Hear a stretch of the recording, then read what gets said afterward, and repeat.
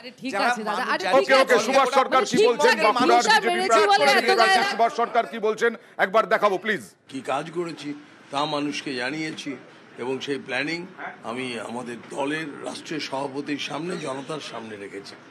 সেখানে পানীয় জল, ইরিগেশন, সেচের ব্যবস্থা, শিক্ষা, যোগাযোগ, তার সঙ্গে সঙ্গে যুবকদের কর্মসংস্থান সব।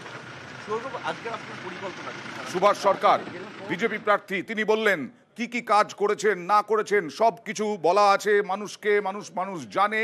আমরা চলে যাব মেদিনীপুরে।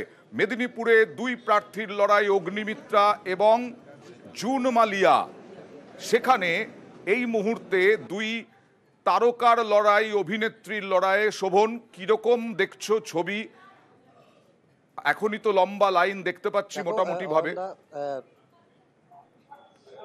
প্রথমেই বলি তোমাকে যে আজকে ভোট গ্রহণ নির্দিষ্ট সময় শুরু হয়েছে এবং ভোট যথারীতি শান্তিপূর্ণভাবেই হচ্ছে। এবং এই মেদিনীপুর কেন্দ্রে কিন্তু যে দুই তারকা রয়েছে, একদিকে জুন মালিয়া তৃণমূল প্রার্থী, অন্যদিকে অগ্নিমিত্রা পাল বিজেপি প্রার্থী, এবং দুজনেই কিন্তু সেয়ানে টক্কর দেওয়ার চেষ্টা করছে। দুজনেই কিন্তু সকাল থেকে বিভিন্ন বুথ ঘুরে বেড়াচ্ছেন। যেমন একটু আগে এই বুথে সমস্যা, ভোটদানের সমস্যার খবর পেয়ে কিন্তু এই বুথে উপস্থিত হয়েছিলেন জুন মালিয়া এবং তিনি ঘুরে দেখেন, পরিদর্শন করেন, ভোটারদের সঙ্গে কথাও বলেন। পাশাপাশি অগ্নিমিত্রাও কিন্তু বিভিন্ন জায়গায় অভিযোগ পাওয়ার পর সেখানে ছুটে যাচ্ছেন এবং সেখানে ভোটারদের সঙ্গে কথা বলছেন, সমস্যা কি সেটা জানার চেষ্টা করছেন।